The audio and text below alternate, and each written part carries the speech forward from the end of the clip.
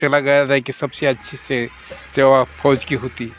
लेकिन लेकिन फौजी अफसर ने मुझे इतना रुलाया है, इतना रुलाया है, मेरा पूरा परिवार बिखर गया है। चंदू सर, हम रहने के काबिल नहीं है, ये मेरा छप्पर है। हाँ, काम पर नहीं गया तो भूखा मरेंगे हम, इसलिए मैं आपके पास नहीं आ सका। मेरा भी संदेश दुनिया को भेज दीजिए। मैं 80 में भर्ती हुआ और 95 तक मैं सर्विस किया। मेरे साथ इतना अन्याय बड़ा किया, मेरा पूरा परिवार आज रोड पर है। ये देखो मेरा छप्पर, ये मेरी हालत है। हिंदुस्तान की सेना की सेवा करने की मुझे इतनी बड़ी सज़ा मिली है। मैं अगर कोई मजदूरी करता तो मुझे इतनी बड़ी सज़ा नहीं मिलती थी। चंदू सर, ये मैसेज आप पूरा इंडिया के अंदर घुमा दीजिए, मैं आऊँगा। नमस्ते, जय हिंद। जैसा कि अभी आप लोगों ने एक वीडियो देखा होगा और शायद उसमें अपने भारतीय सेना के जवानों के साथ होने वाले दर्द को भी सोचिए कि एक जवान किस तरीके से उसके आंसू ऑटोमेटिक निकल रहे हैं, कितना फफक फफक के वो रो रहा है। एक सरहद का सिपाही वो ऐसे इतने आसानी से नहीं रोता, ऐसे ही नहीं रोता, लेकिन उसके साथ जब इतना शोषण, इतना जुल्म, इतना जास्ती की जाती है, वो टूट जाता है। वो बिल्कुल टूट जाता है। उसको समझ में नहीं आता कि आखिर वो क्या करे। और आज ये जो जवान हैं, आज ये जो जिस तरीके से अपना दिन काट रहे हैं, ये देख करके हमारे देश के नेताओं को, अधिकारियों को शर्म आनी चाहिए। और खास तौर से इस गोदी मीडिया को, जिसके लिए तमाम बड़ी बड़ी खबरें हैं। किसी का जूता सिला जा रहा है, किसी की नट बोल्ट टाइट की जा रही है, किसी ड्राइवर का संचालन किया जा रहा है।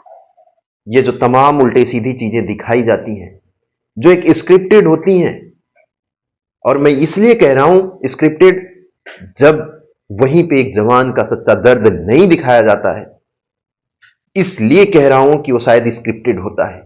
होता होगा वो आपका अच्छा रियल होता होगा, लेकिन ये भी तो एक रियलिटी है। इसे कौन दिखाएगा?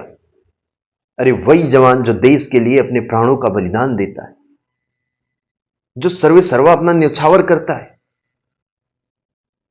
सन 80 से लेकर 95 तक लगभग 16 साल देश की सेवा करने वाले जवान की यह हालत है। जिसने देश को 16 साल दिए हों अपनी जवानी का, उसने 16 साल दिया, उसको मिला क्या आखिर? और आपने सुना होगा कहा कि हमारी यही सबसे बड़ी गलती थी, यही सबसे बड़ी भूल थी कि हमने देश की सेना को, हमने देश की सेवा करने के लिए चुना था। शायद अगर मैंने ये कदम ना उठाया होता तो आज शायद जो मुझे ये कष्ट, जो दुख मिल रहा है, ये नहीं मिला होता।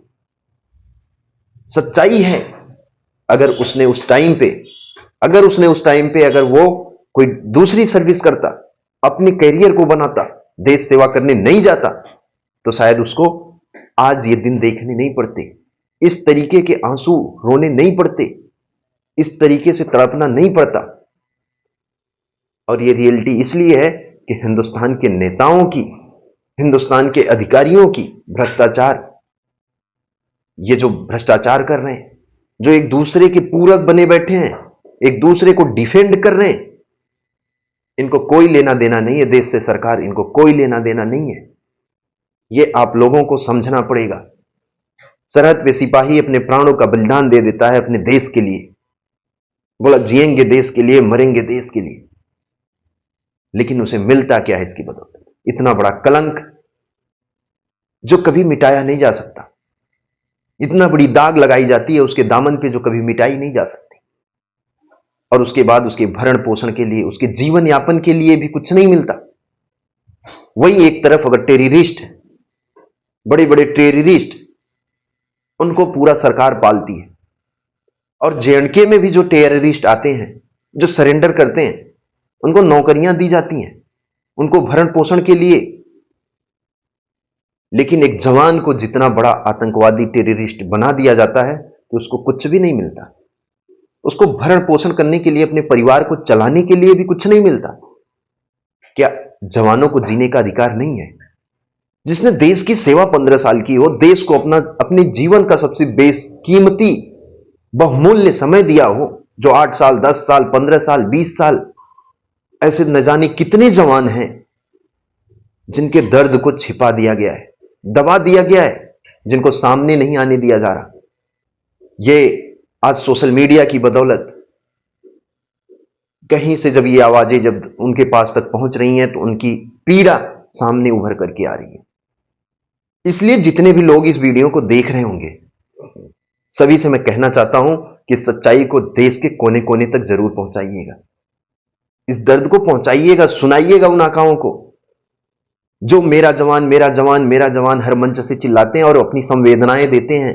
बोला मेरा संवेदनाएं हैं उस परिवार के लिए। सिर्फ मरने पे तुम संवेदनाएं देते हो, जब जवान जिंदा रहता है तो उस टाइम पे तुम्हारी बोलती क्यों बंद हो जाती है? उसके दुख में तुम क्यों नहीं साथ आते? अमित सिंह, जो लड़का जिसका मर्डर हुआ, अभी आज तक उसकी गुत्थी नहीं सुलझ पा रही है। क्यों? उसमें विपक्ष के नेता कहां मर गए हैं? क्यों सामने नहीं आ रहे हैं? क्यों जांच नहीं करा रहे हैं? सिर्फ सुसाइड होने पे, सिर्फ कैजुअलिटी होने पे, उसी टाइम पे बस सिर्फ आप लोग संवेदनाएं देने, व्यक्त करने आते हो। बाकी बीच में आप लोगों को कोई लेना देना नहीं कि जवानों के साथ इस तरीके से शोषण, जुल्म, जास्ती हो रही है, जवानों के पेट पे लगातार लात मारी जा रही, जवानों के ऊपर इस तरीके से कलंक लगाया जा रहा है। इसका संज्ञान कौन लेगा? जवानों के लिए नेता विपक्ष नहीं होते क्या? जवानों के लिए विपक्ष नहीं होता? जवानों के लिए सरकारें नहीं होती क्या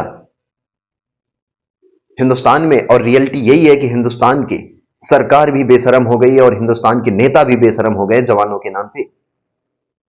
इनकी मां ने दूध ना पिलाया इनको कि ये जवानों के मुद्दे को उठा सके, जवानों की बात कर सके।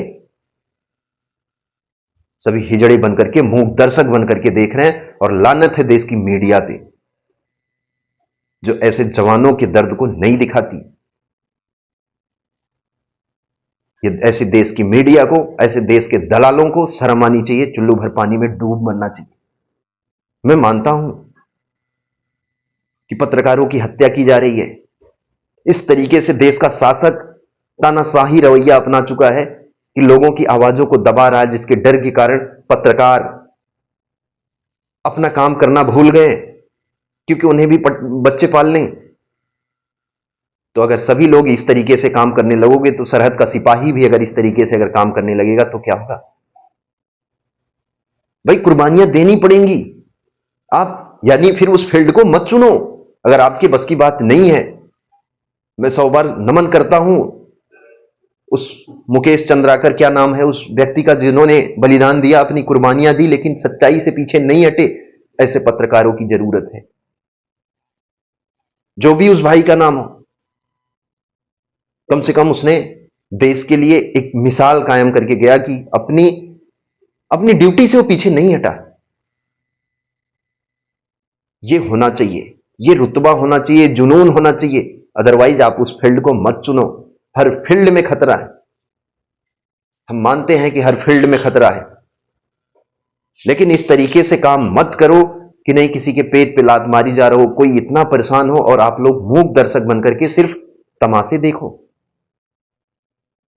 तो इसलिए तमाम जो देश की मीडिया है, सभी लोगों से निवेदन करूंगा कि उस व्यक्ति के दर्द को, और केवल उस व्यक्ति के दर्द को नहीं, जवानों के दर्द को भी आप अपनी ड्यूटी में लाइए और दिखाइए देश के जवानों के दर्द को, किस हालात में जी रहे हैं।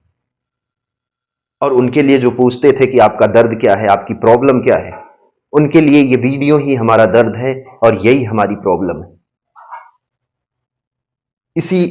इसी दर्द और इसी प्रॉब्लम के लिए मैं लगातार इस संघर्ष को, इस अन्याय के विरुद्ध इस लड़ाई को लगातार लड़ रहा हूं। और मैं इस वीडियो के माध्यम से ये कहूंगा भी, अभी हमारी बात नहीं हुई है, मैं उस बाबा जी से कहूंगा, अपने सेना के उन जवान से कहूंगा कि वो जल्द से जल्द मेरे से संपर्क करें और बात करें। हम आएंगे आपके पास, आपको आने की जरूरत नहीं है, हम आएंगे आपके पास। जय हिंद।